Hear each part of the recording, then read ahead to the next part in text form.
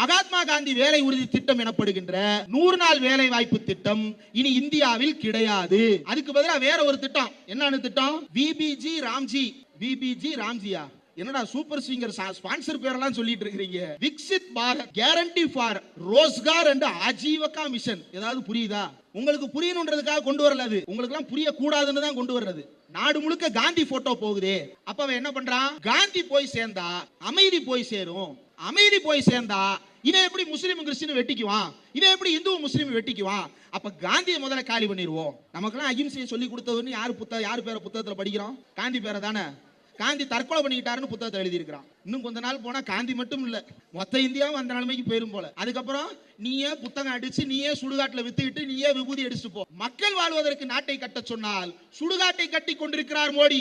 இந்த 100 நாள் வேலை திட்டத்தை விவசாயம் அதிகம் இருக்கின்ற மாதங்களில் தடுத்து நிறுத்த பார்க்கிறார்கள். மறுபடியும் ஆண்டான் அடிமை சமுதாயத்தை உருவாக்க வேண்டும் என்பதுதான் பாரதிய ஜனதா கட்சியினுடைய திட்டம். நீ முதுகெலும்புள்ள ஒரு மனுஷனா இருந்திருந்தா இன்னைக்கு நவோதயா பள்ளிக்கூடத்தை எதிர்க்கணும். நீ எம்ஜிஆரின் விசுவாசியாக இருந்தால் நீ நவோதயா பள்ளிக்கூடத்தை எதிர்க்கணும். கூட்டணியில் இருந்தாலும் பாஜகவை கண்டிக்கணும். கண்டிப்பாரு நினைக்கிறீங்க? வாயை திறந்தா ஈடி கேஸ் பாஞ்சிரும். இது என்ன தெரியுமா? என் அப்பாவை பெற்ற அப்பா, என்னுடைய தாத்தா 1986 அரசியலமைப்பு சட்டத்தை எரித்து சிறைக்கு போகும்போது திமுக மாவட்ட செயலாளர் கொடுத்த ஐடி கார்டுடா.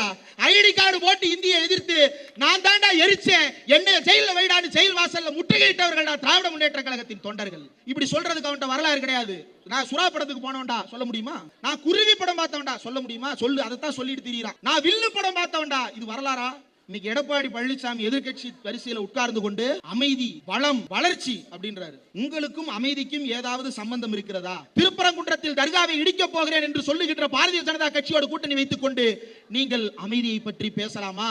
பாஜகவோடு கூட்டணி வைத்தால் ஈடி விசாரணை வளையத்தில் சிக்கி இருக்கின்ற தன்னுடைய மகனுக்கு பாதுகாப்பு கிடைக்கும். அதனால் அவர் பையனுக்கு அமைதி. திண்டுக்கல் சீனிவாசன் சொல்றாரு, ஒரு வழியா எஸ்ஐஆர் வந்துருச்சு, தமிழ்நாட்டில் எப்படி 1 கோடி ஓட்டு காணாம போயிரும், அதிமுக ஆட்சி அமைக்கும் அப்படின்னு சொல்றாருன்னா ஓட்டு திருடுறதே அதிமுக ஜெயிக்க வைக்கதான்னு அவர் ஓப்பனா சொல்றாருன்னு தானே அர்த்தம். வேற ஏதாவது அர்த்தம் இருக்காமா?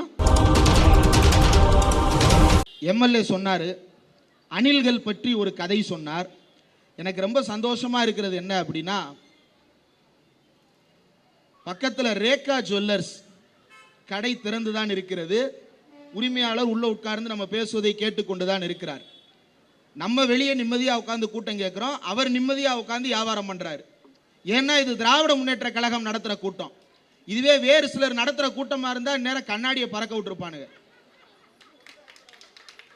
உள்ள பாஞ்சிருப்பானுங்க, திருட்டு பசங்க. அதாவது ஒரு மாநாடு நடக்குதுன்னா அந்த மாநாட்டில் வாழை மரம் கட்டுவாங்க. மாநாடுன்னு இல்லை, ஊர்ல எந்த விசேஷம் நடந்தாலும் வீட்டு வாசல்ல வாழை மரம் கட்டுவாங்களாமா?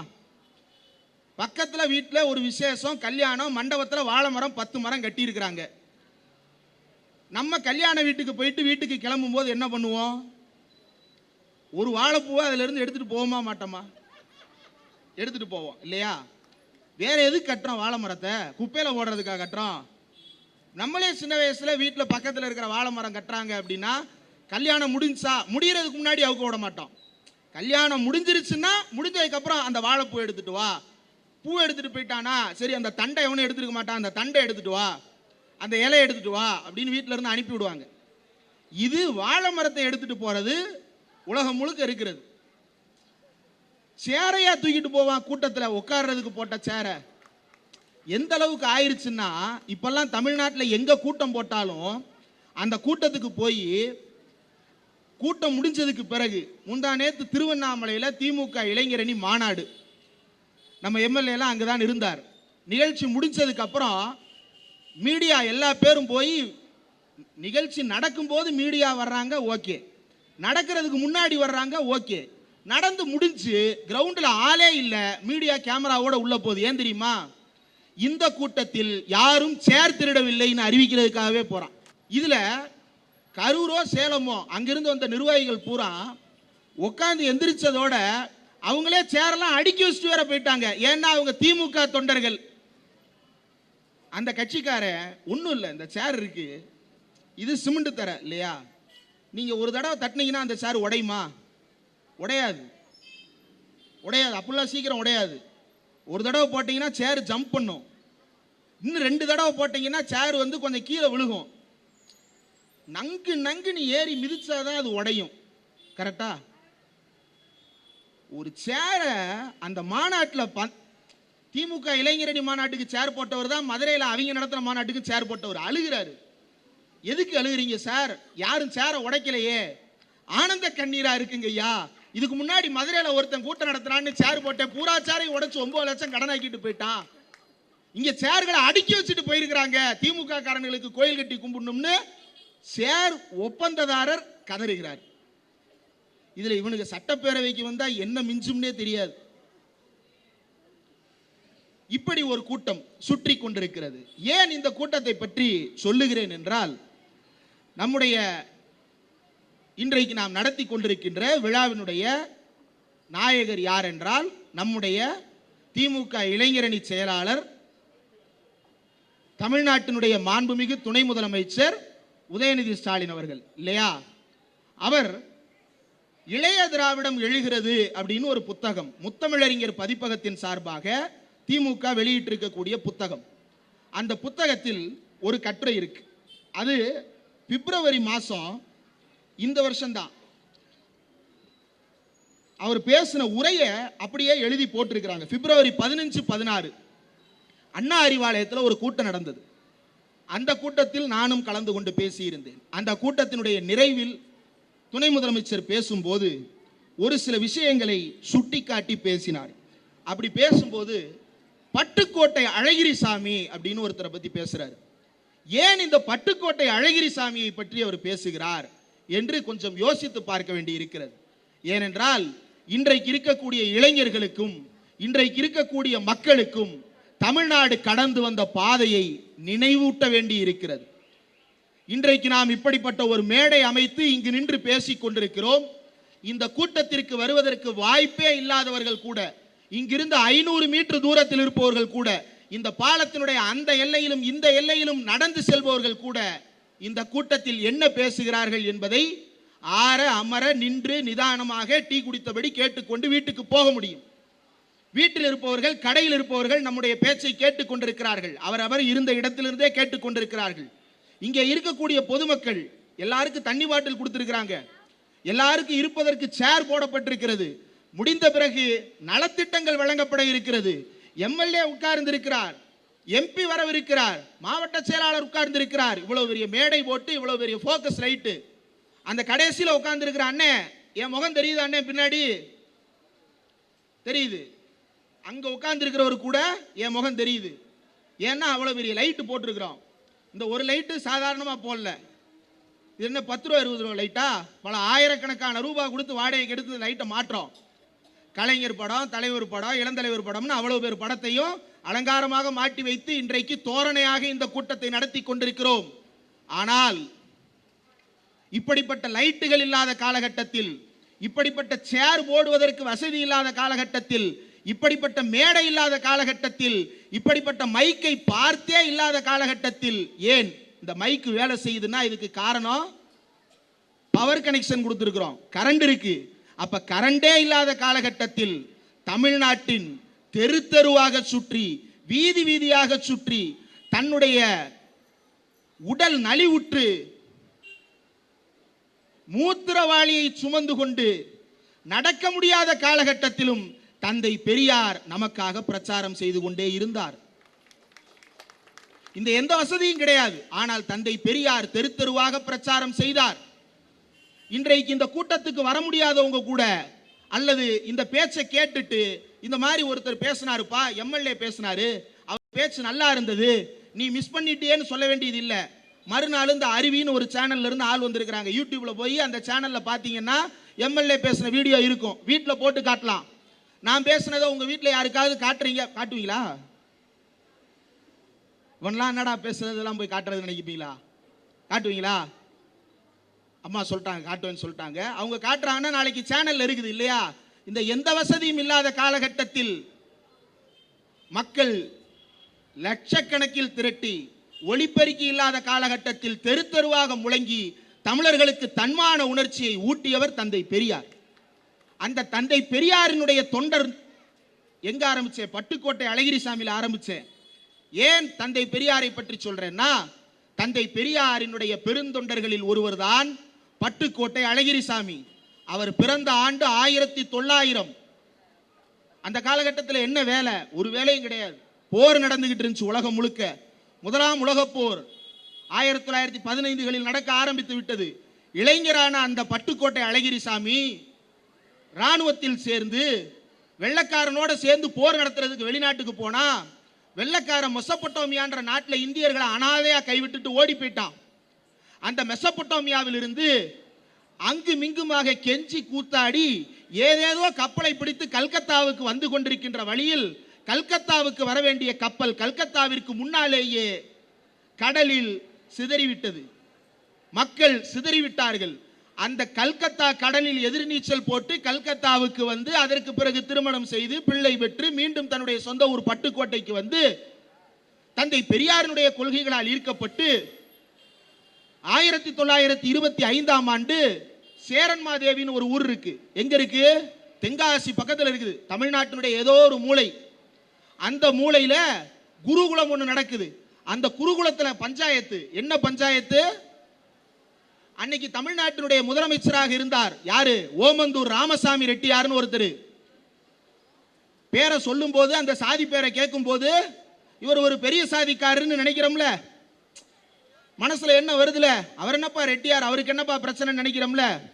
ஆனா அவருடைய பையனை அந்த குருகுலத்தில் சேர்த்து விட்டதற்கு பிறகு அந்த குருகுலத்தில் நடத்திக்கிட்டு இருந்த ஒரு ஐயரு என்ன தெரியுமா? நீ யாருடா சூத்திர, நான் தண்ணி குடிக்கிற பாத்திரத்தில் நீயும் தண்ணி குடிக்கிறியா? யாரு? அவன் முதலமைச்சர் பையன். முதலமைச்சர் பையனை நீ சூத்திர, நான் தண்ணி குடிக்கிற பானையில நீயும் தண்ணி குடிக்கிறான்னு அவனை ஓங்கி அரைஞ்சிறாரு. உடனே தன்னோட அப்பா ராமசாமி ரெட்டியார்ட்ட போய் கதறாரு. என்னன்னு, என்ன ஒருத்தன் அடிச்சிட்டான்பான்னு. அவர் முதலமைச்சர் இல்லையா? அவர் என்ன பண்ணிருக்கலாம்? தூக்கி உள்ள வைடா சொல்லியிருக்கலாம். பிற்பாடு முதலமைச்சர் ஆகிறார். பிற்பாடு முதலமைச்சர் ஆகிற வரைக்கும் அவர் காத்திருந்து கூட தூக்கி உள்ள வைக்கலாம். பிற்பாடு முதலமைச்சர் ஆகிறாருன்னா அப்ப அவர் அன்னைக்கு எவ்வளவு பெரிய அரசியல் கட்சி தலைவராக இருந்திருப்பார் இல்லையா? ஆனா அவரு இன்னொரு ராமசாமிகிட்ட கூட்டு போறார் தன்னோட பையனை. அவர்தான் தந்தை பெரியார். காங்கிரஸ் கட்சியின் மிகப்பெரிய தலைவராக இருந்த ஓமந்தூர் ராமசாமி அன்றைக்கு காங்கிரஸ் கட்சி தலைவராக இருந்த தந்தை பெரியாரிடம் கூட்டிட்டு போறாரு.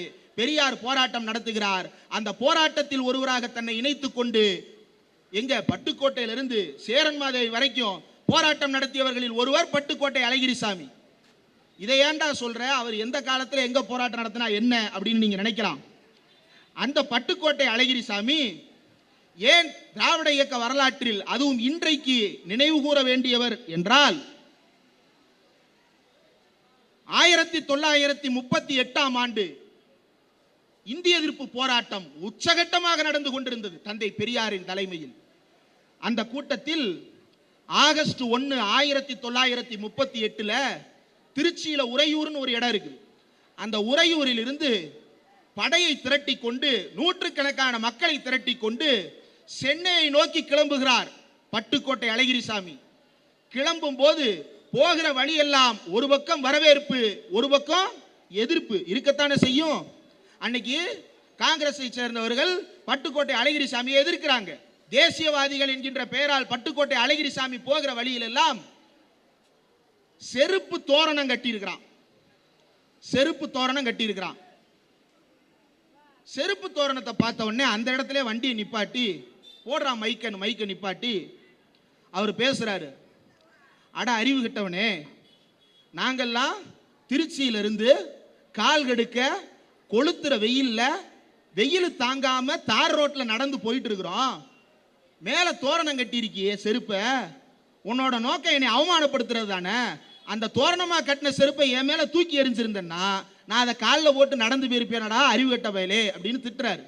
திட்டின உடனே ஆஹா நம்மளை கலாச்சிட்டான் அப்படின்னு சொல்லிட்டு கடுப்பாய் கலட்ட வர்றாங்க. யாரு வர்றவங்க? அப்ப கலட்டிட்டு போயிட்டாங்க.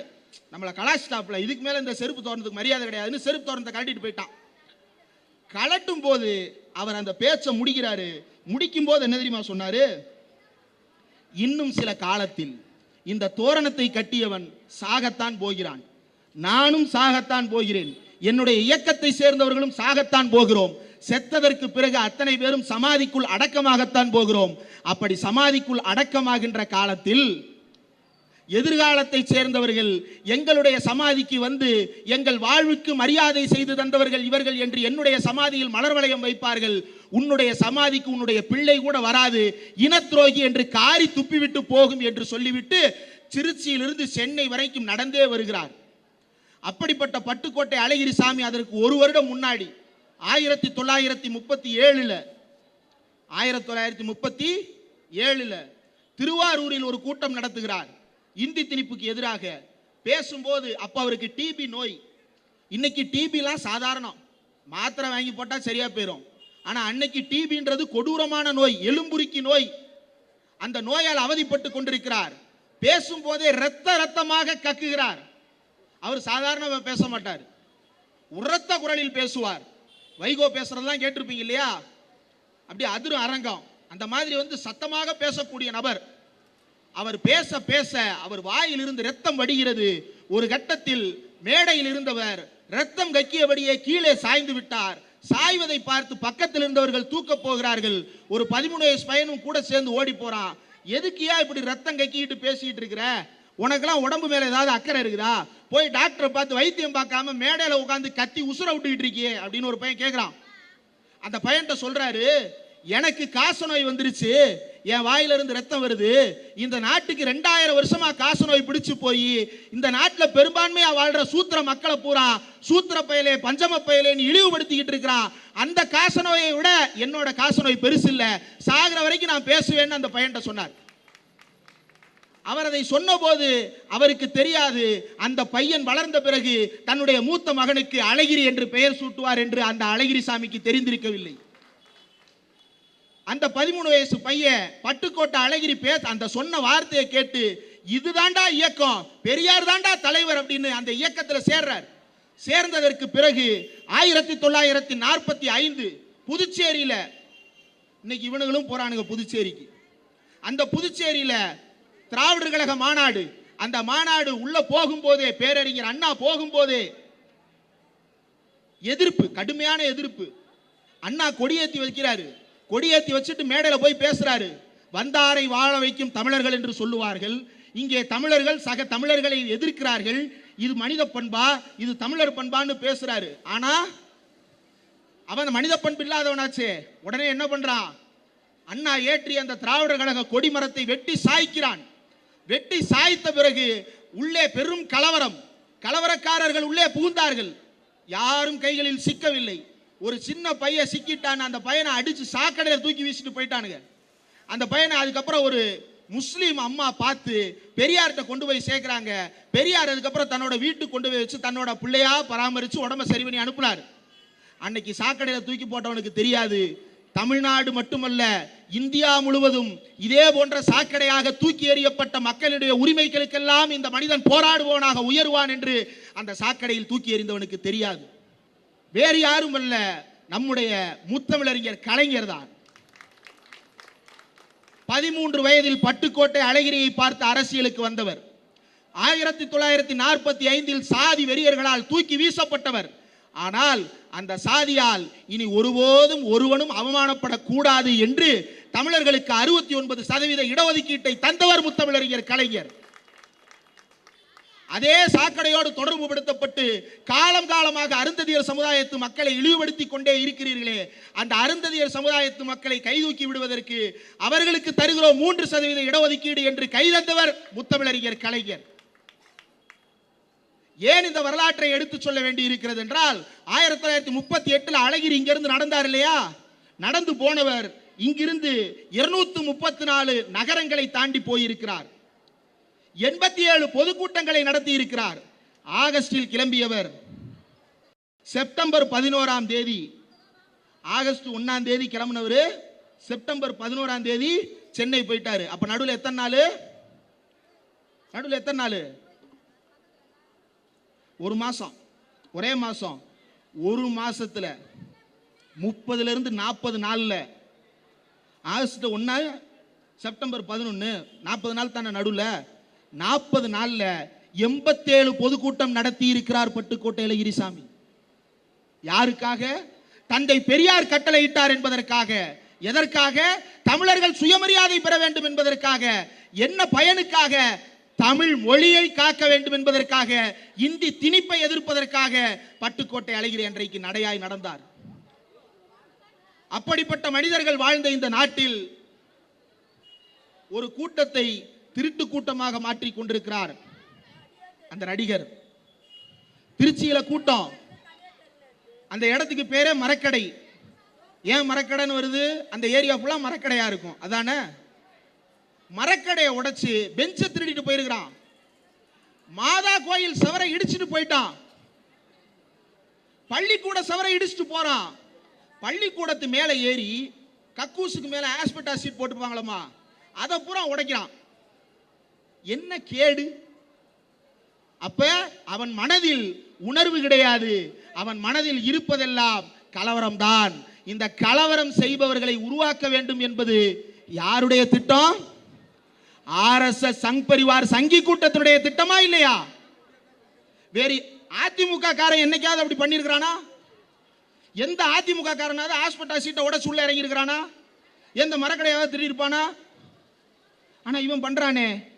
அதனாலதான் அதிமுகவுக்கு ஓட்டு போட்டவங்களே, ரெட்டலையை தவிர வேற யாருக்கு ஓட்டே போட மாட்டேன்னு சுத்திக்கிட்டு இருந்த கையெல்லாம் இனி ரெட்டலைக்கு போட்டா கையில சொறி பிடிச்சிரும்டா, சூரியனுக்கு போட்டு கையை கழுவுவோம்டான்னு 2021 சூரியனை நோக்கி குத்துனான். இப்படித்தான் எங்க ஊர்ல மதுரையில பழைய தியேட்டர் இருக்கு.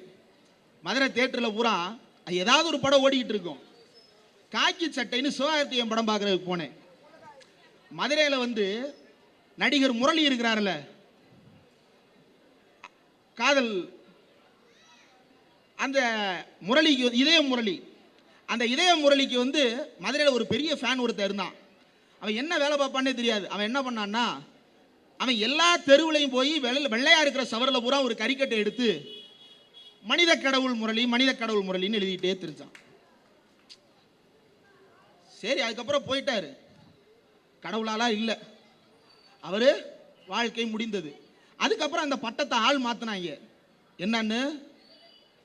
மனித கடவுள் அஜித் குமார் அப்படின்னு மாத்தினாங்க. மதுரை தியேட்டர்ல எல்லாம் படமே பார்க்க விட மாட்டாங்க.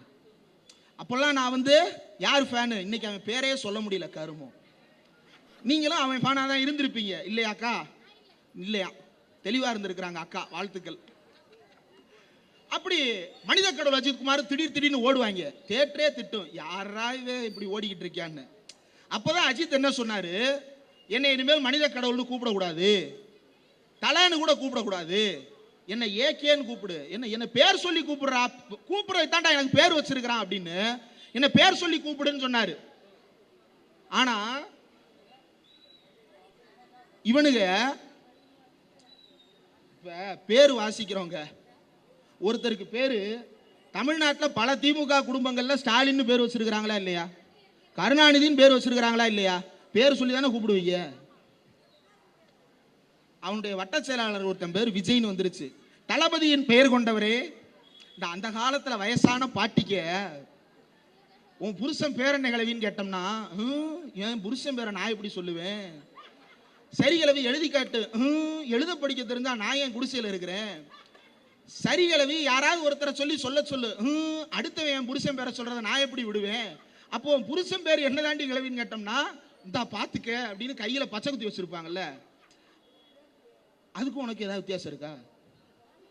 அந்த கிழவி மேல நம்மளுக்கு இதெல்லாம் கிடையாது. அந்த கிழவிய அந்த ஊர்ல இருந்த சாதி அப்படி படிப்பறிவு இல்லாம வச்சிருந்துச்சு. ஆனா உனக்கு 69% இடஒதுக்கீடு கொடுத்து, தமிழ்நாடு அரசு நலத்திட்டங்கள் கொடுத்து, இவ்வளவு கொடுத்தா படிப்பறிவு இல்லாத தற்குறி மாதிரி இன்னைக்கும் திரியிறியே, இது நியாயமா? படிச்சும் தற்குறியா திரியிறான். படிப்பறிவு இல்லாம இருக்கிறது வேற, படிச்சும் என்ன பண்றது? இவனுங்களோட இன்றைக்கு மாரடிக்க வேண்டிய சூழல் வந்து சேர்ந்து இருக்கிறது. மாரடிச்சுன்னு இருக்கிறோம். ஏன் இதை சொல்றேன்னா, பட்டுக்கோட்டை அழகிரி போல தமிழர்கள் உணர்வுள்ளவர்களாக இருக்க வேண்டும். அந்த பட்டுக்கோட்டை அழகிரி 1948 அக்டோபர் 24 திராவிடர் கழக மாநாடு, அந்த மாநாட்டில் அழகிரி வந்து பேசுறாரு. பேசும்போது அழகிரி சொல்றார், இந்த கூட்டம் முடிஞ்ச உடனே கைது பண்ணிடுவானுங்க, அதனால அழகிரிக்கு இதுதான் கடைசி கூட்டம்னு ஒரு சிலர் சொன்னா, நான் எடுக்கிற ரத்த வாந்திக்கு அவன் கைது பண்ற வரைக்கும்லாம் காத்திருக்கணும் அவசியம் இல்லை. நான் இப்பயே சொல்றேன், இதுதான் என்னோட கடைசி கூட்டமா இருக்கும்.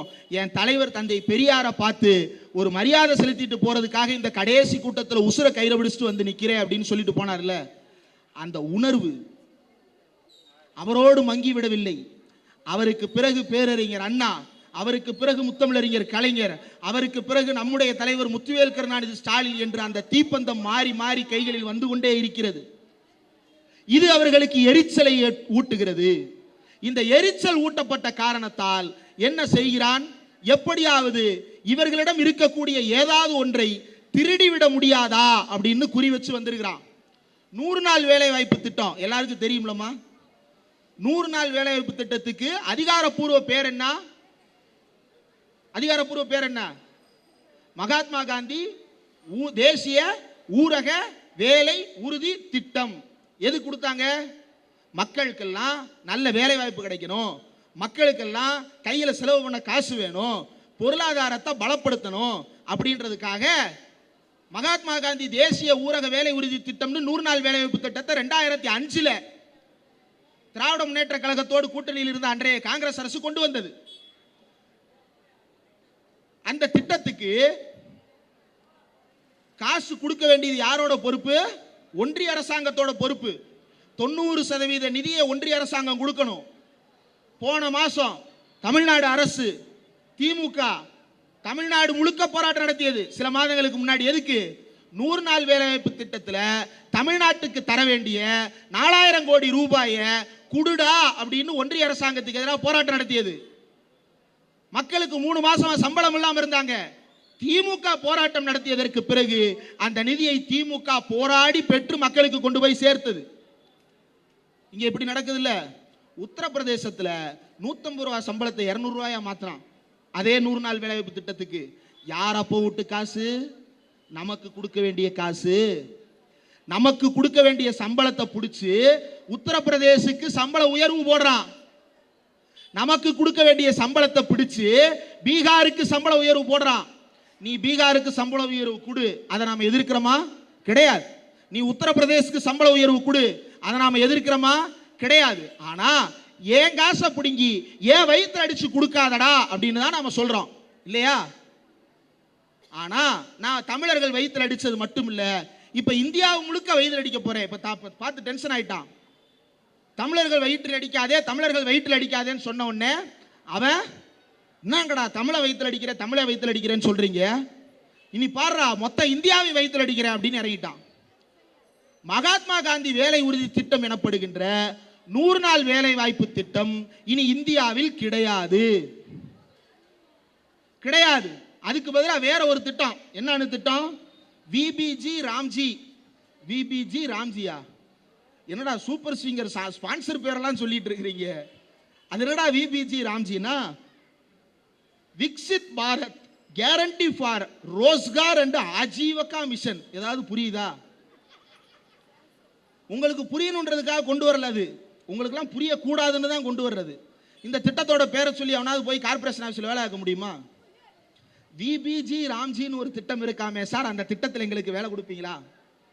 100 நாள் வேலை திட்டம் எவ்வளோ அழகா இருக்கு. மகாத்மா காந்தி பேரை வச்சிருக்கிறான். அதுக்கும் நம்மளாம் கூட கிண்டல் பண்ணுவோம், ரூபா நோட்டில் தான் மகாத்மா காந்தி இருக்கிறாரு, அந்த ரூபா எங்கள்கிட்ட இல்லையடான்னு. ஆனால் அந்த ரூபாயை மகாத்மா காந்தி பேரை வச்சே கிராமத்துக்கு கொண்டு வந்து சேர்த்தான். அது திமுக காங்கிரஸ் கவர்மெண்ட். இவன் ஐயோ நாடு முழுக்க காந்தி போட்டோ போகுதே, நாடு முழுக்க காந்தி போய் சேர்றாரு. அப்ப அவன் என்ன பண்றான்? காந்தி போய் சேர்ந்தா அமைதி போய் சேரும், அமைதி போய் சேர்ந்தா இவன் எப்படி முஸ்லீம் கிறிஸ்டின் வெட்டிக்குவான், இவன் எப்படி இந்து முஸ்லீம் வெட்டிக்குவான். அப்ப காந்தியை முதல்ல காலி பண்ணிடுவோம். நமக்கெல்லாம் அகிம்சையை சொல்லி கொடுத்தவன்னு யார் பேரை புத்தகத்தில் படிக்கிறோம்?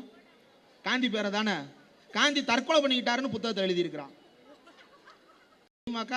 காந்தி தற்கொலை பண்ணிக்கிட்டு சேர்த்து விட்டாராம். ஆமா ஆமா, இன்னும் கொஞ்ச நாள் போனா காந்தி மட்டும் இல்லை, மொத்த இந்தியாவும் அந்த நிலைமைக்கு போயிரும் போல.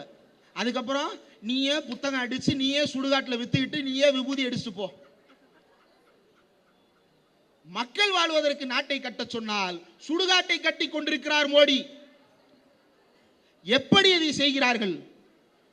அந்த விபிஜி ராம்ஜி அந்த திட்டம், அந்த திட்டத்தில் ஒன்னு சொல்லியிருக்கிறான். என்னன்னா, எந்தெந்த மாசங்கள்ல எல்லாம் விவசாய உற்பத்தி அதிகமா இருக்குமோ அப்பெல்லாம் இந்த 100 நாள் வேலை திட்டம் கிடையாது அப்படின்னு சொல்றான். சிலர் நினைக்கலாம், ஆமா ஆமா விவசாய வேலைக்கு ஆள் கிடைக்க மாட்டாங்க, அந்த விவசாய காலத்துல இந்த 100 நாள் வேலை திட்டத்தை நிப்பாட்டிட்டா அந்த வேலைக்கு போவாங்கல்லன்னு. அந்த வேலையில ஊர்ல இருக்கிற பண்ணையாரு நல்ல சம்பளம் கொடுத்திருந்தா அவன் ஏன் 100 நாள் வேலைக்கு போறான்? 100 நாள் வேலையில கொடுக்கிற சம்பளத்தை விட 1 ரூபா கூட கொடுக்க முடியாதனால தானே அவன் 100 ரூபா வேலைக்கு போறான், 100 நாள் வேலை திட்டத்துக்கு போறான். அப்ப இந்த 100 நாள் வேலை திட்டத்தை விவசாயம் அதிகம் இருக்கின்ற மாதங்களில் தடுத்து நிறுத்த பார்க்கிறார்கள். காரணம் என்னன்னா, மறுபடியும் ஆண்டான் அடிமை சமுதாயத்தை உருவாக்க வேண்டும் என்பதுதான் பாரதிய ஜனதா கட்சியினுடைய திட்டம். தமிழ்நாடு அரசு என்ன சொல்லுது? காமராஜர் சொன்னார், நான் மதிய உணவு போடுகிறேன், பள்ளிக்கூடம் வாருங்கள் படியுங்கள் சொன்னாரா? சொன்னாரா இல்லையாமா? மக்கள் போனாங்களா இல்லையாமா? நல்லா படிச்சாங்களா இல்லையாமா? நம்முடைய முதலமைச்சர் காலையில சாப்பாடு சேர்த்து போடுறேன் வான்னு கூப்பிட்டாங்க. நம்ம பிள்ளைங்க சந்தோஷமா இன்னைக்கு பள்ளிக்கூடம் போகுதா இல்லையாமா? கவர்மெண்ட் ஸ்கூல்ல படிக்கிற 1ஆம் கிளாஸ் 5ஆம் கிளாஸ் பிள்ளைங்க சந்தோஷமா போயிட்டு வருதா இல்லையாமா?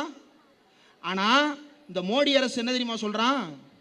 5ஆம் கிளாஸ் வரைக்கும் படிச்சா போதும், 3ஆம் கிளாஸ்லயே நாங்க பொது தேர்வு வச்சு அவனை ஃபெயில் ஆக்கிடுவோம், 5ஆம் கிளாஸ்ல ஒரு பொது தேர்வு வச்சு இன்னொருக்க ஃபெயில் ஆக்கிடுவோம். அப்படி ஃபெயில் ஆனவனுக்கு மறுபடியும் 6ஆம் கிளாஸுக்கு போக வேண்டிய அவசியம் இல்லை. அதனால அவனுக்கு பிளம்பிங் கற்றுக் கொடுப்போம், அவனுக்கு எலக்ட்ரிக்கல் வேலை கற்றுக் கொடுப்போம், அவனுக்கு மரம் அறுக்கிற வேலை கற்றுக் கொடுப்போம், அவனுக்கு செருப்பு தைக்க கற்றுக் கொடுப்போம், அவனுக்கு பூ கட்டுறது கற்றுக் கொடுப்போம் அப்படின்னு மோடி சொல்றாரு. ஏத்துக்கிறீங்களா? உங்க பிள்ளைக்கு 6ஆம் கிளாஸ்ல உட்கார வச்சு கணக்கு பாடம் சொல்லி கொடுக்காம பூ கட்டுறது எப்படின்னு சொல்லி கொடுக்கறது உங்களுக்கு சரியாமா? மோடி சொல்றாரு, நான் படிக்கல, என் புள்ள படிக்கணும்னு நினைக்கிறோம்ல. டாக்டரா நீ யோசிச்சு பாருங்க, உங்க வீட்டில் உங்களுடைய அம்மா அப்பா காலத்துல என் புள்ள டாக்டர் ஆகணும்னு அவங்க நினைச்சு கூட பார்த்துருக்க மாட்டாங்க. கனவுல கூட என் புள்ள டாக்டர் ஆனா நல்லா இருக்குமே அவங்க நினைக்கவே மாட்டாங்க. ஏன்னா அவங்களுக்கு கனவு காணவே தெரியாது, அவங்களுடைய அறிவு அவ்வளவுதான். ஆனா நாம் இன்னைக்கு என்ன பண்றோம்? என் புள்ள டாக்டர் ஆகணும்னு நினைக்கிறோம், என் புள்ள இன்ஜினியர் ஆகணும்னு நினைக்கிறோம். இன்ஜினியர் புள்ள தான் இன்ஜினியர் ஆகணும் இருந்ததை மாத்தி வீட்டுக்கு ஒரு இன்ஜினியர் என்று மாற்றி காட்டியவர் நம்முடைய டாக்டர் கலைஞர் அவர்கள். என்ட்ரன்ஸ் எக்ஸாம் வச்சு எடுக்கணும்னு சொன்னா என்ட்ரன்ஸும் கிடையாது, ஒரு மயிரும் கிடையாது, 12th ஸ்டாண்டர்ட் மார்க்கை வச்சு அவனுக்கு நான் இன்ஜினியரிங் சீட்டு கொடுப்பேன்டா அப்படின்னு கலைஞர் கொடுத்தாரு. இன்னைக்கு வீட்டுக்கு ஒரு இன்ஜினியர் உட்கார்ந்து இருக்கிறான். மருத்துவத்துக்கு நீட் தேர்வு கொண்டு வரேன்னா நீட்டும் கிடையாது, ஒரு மயிரும் கிடையாது, நான் கொடுக்கிறேன்டா அவனுக்கு மெடிக்கல் சீட்டுன்னு நீட்டை வெட்டி தள்ளி விட்டு நமக்கு மருத்துவத்துறையில் இடம் கொடுத்தார். ஆனா இன்னைக்கு எல்லாத்தையும் மாத்துறான். கடைசியில அதுக்கு பேர் என்ன தெரியுமா வச்சிருக்கிறான்? விஸ்வகர்மா திட்டம். அது வேற ஒண்ணும் கிடையாது, ராஜாஜி கொண்டு வந்த அதே குலக்கல்வி திட்டம் தான். பெத்தவங்க வேலையை பிள்ளைங்க செய்யணும்ன்றதுதான். அதுக்கு அபிஷியலாவே நாடாளுமன்றத்தில் எழுதி வச்சிருக்கிறான் டாக்குமெண்ட்ல. இதற்கு எதிராக நாம் போராடி கொண்டிருக்கிறோம். நவோதயா பள்ளின்னு ஒரு பள்ளி கூட இருக்குது. இன்னைக்கு எடப்பாடி பழனிசாமி எதிர்கட்சி வரிசையில் உட்கார்ந்து கொண்டு என்ன சில வார்த்தைகள்லாம் சொல்றாரு. அந்த வார்த்தைகள்லாம் சொல்றதுக்கே ரொம்ப அசிங்கமா இருக்கணும் அவருக்கு. அமைதி, வளம், வளர்ச்சி அப்படின்றாரு.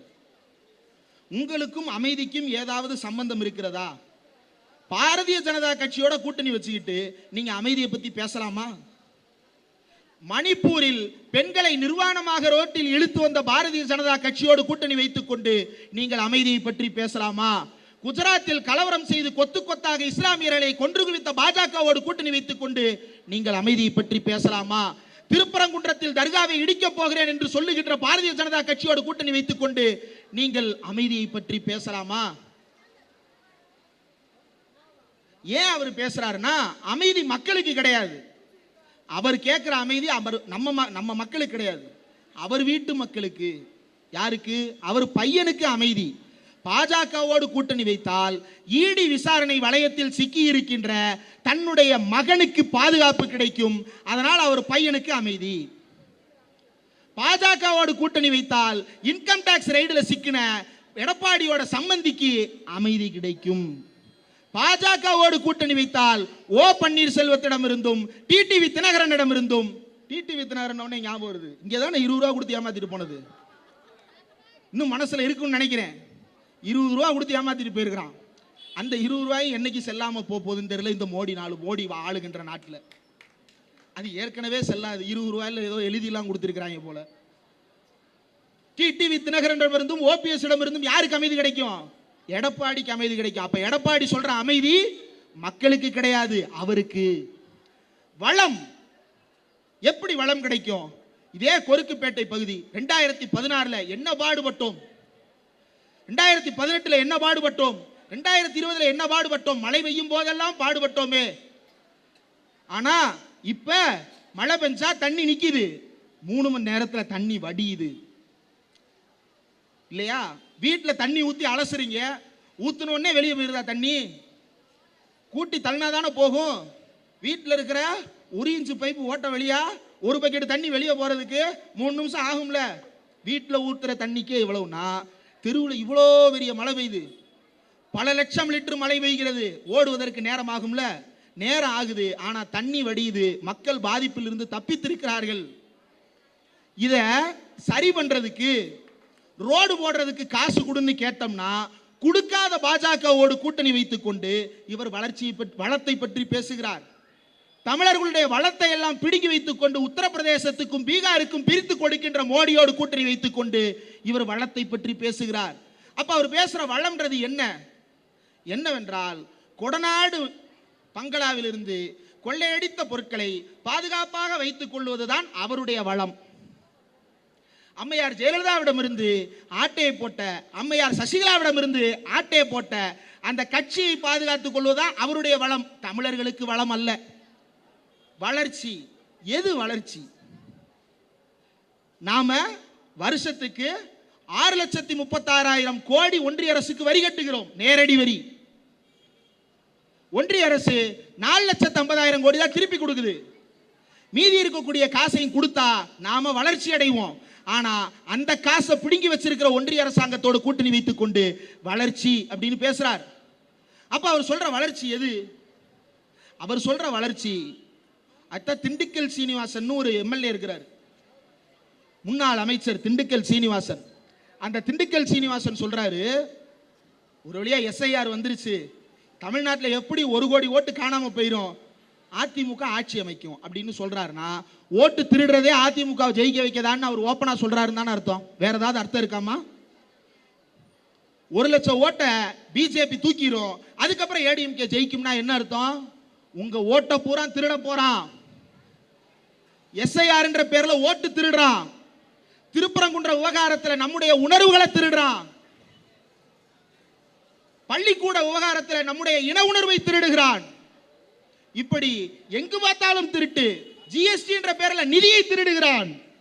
100 நாள் வேலை வாய்ப்பு திட்டத்தில் உங்கள் வேலையை திருடுகிறான்.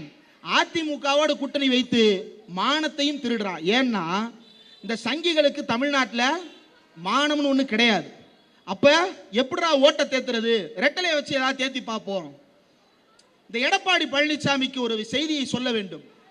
1986 நவோதயா அப்படின்ற பேர்ல ஒரு பள்ளிக்கூடத்தை அன்றைய பிரதமர் ராஜீவ் காந்தி எல்லா மாநிலத்திலையும் திறக்க பார்க்கிறார்.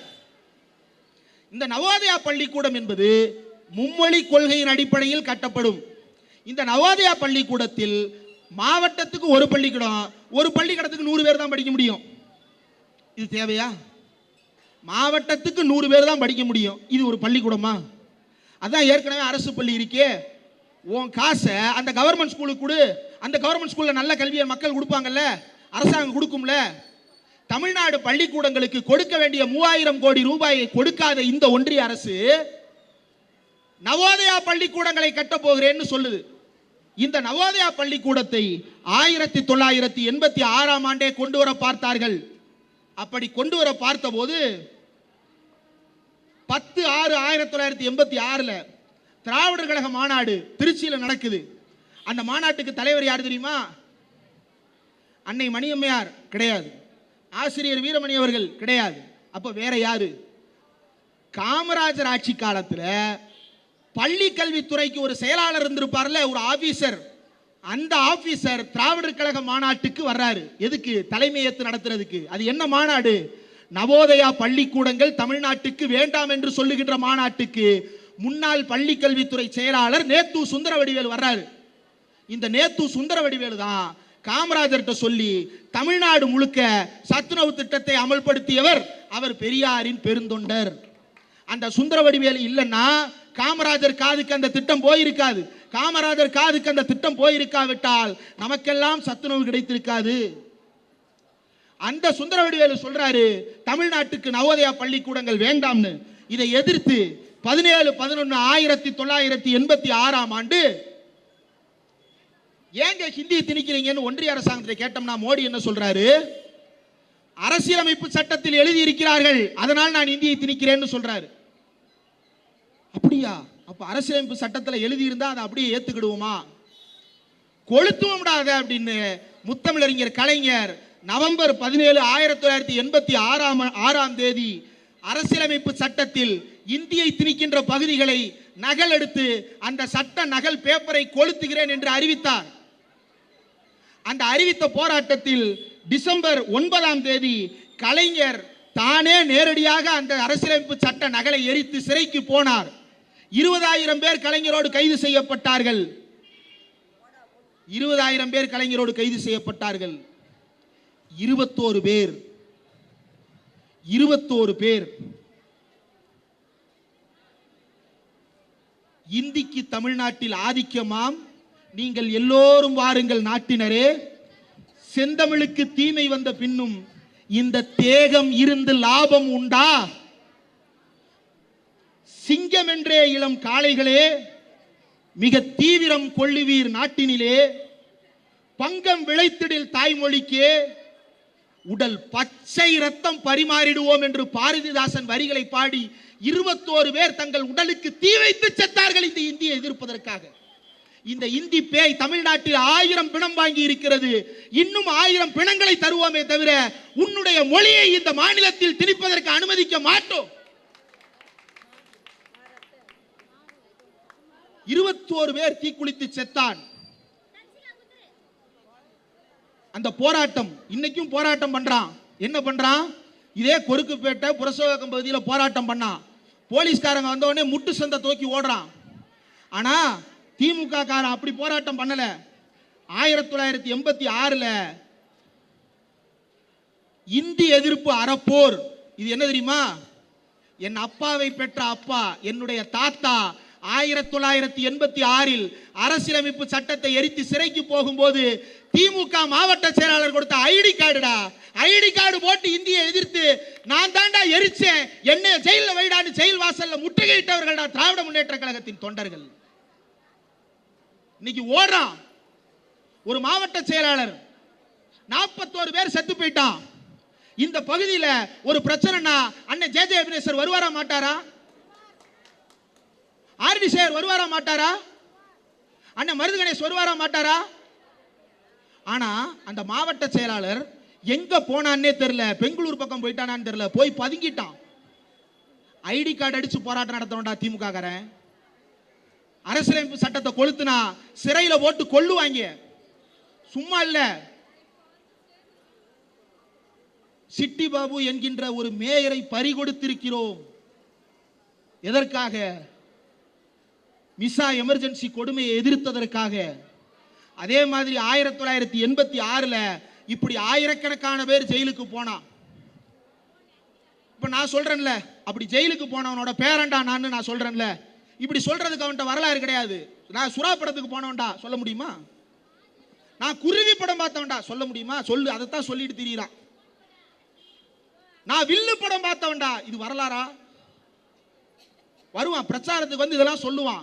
உன் கட்சியோட கொள்கை என்னடான்னு கேட்டா, வாடா மாப்புல வாழைப்பழ தோப்புல வாலிபால் ஆடலாமா, வாழைப்பழை தோப்பில் வாலிபால் விளையாட சமத்துவ கோரிக்கை விட்டவர் எங்கள் அண்ணன் அப்படின்னு பேசுறாங்க வெக்கம் இல்லாம.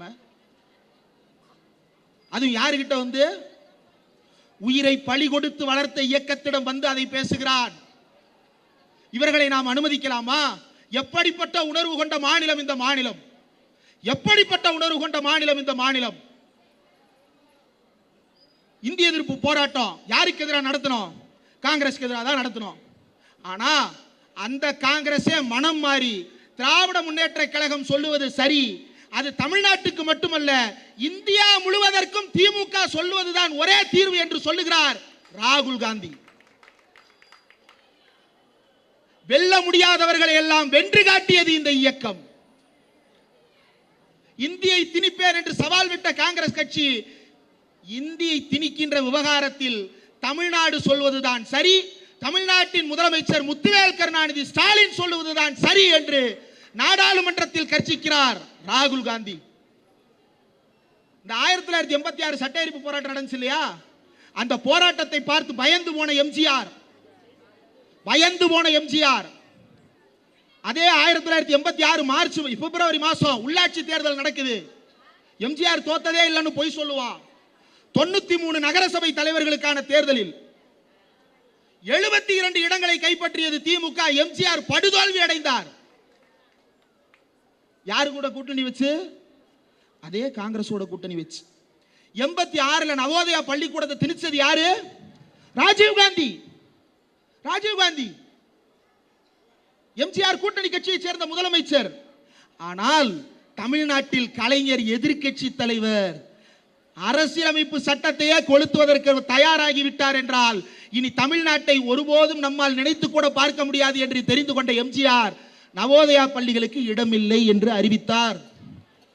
ஏன்னா திமுக பொருளாளராக இருந்தவர் அவரு. கொஞ்சம் முதுகெலும்பு இருக்குல்ல.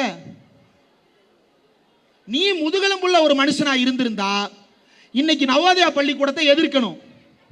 நீ எம்ஜிஆரின் விசுவாசியாக இருந்தால் நீ நவோதயா பள்ளிக்கூடத்தை எதிர்க்கணும். நீ எம்ஜிஆரின் விசுவாசியாக இருந்தால் கூட்டணியில் இருந்தாலும் பாஜகவை கண்டிக்கணும். ஆனா கண்டிப்பார்களா? கண்டிப்பாரு நினைக்கிறீங்க? வாயை திறந்தா ஈடி கேஸ் பாஞ்சிரும். மழை வருது. ஆக இந்த 2026 ஆண்டு நடக்கவிருக்கின்ற சட்டப்பேரவை தேர்தலில் திராவிட முன்னேற்ற கழக கூட்டணி வெற்றி பெற்றே ஆக வேண்டும். தமிழ்நாட்டின் உரிமைகளை காக்க வேண்டும். எடப்பாடி போன்ற துரோகிகள் தமிழ்நாட்டை விட்டு ஓட வேண்டும் என்பதை உங்களிடம் கேட்டுக்கொண்டு, தமிழ்நாட்டில் சாதனை புரிந்து கொண்டிருக்கின்ற இளைஞர்களை வழிநடத்தி கொண்டிருக்கின்ற தமிழ்நாட்டின் துணை முதலமைச்சர் உதயநிதி ஸ்டாலின் அவர்களுக்கு பிறந்தநாள் வாழ்த்தை கூறிக்கொண்டு விடைபெறுகிறேன். நன்றி.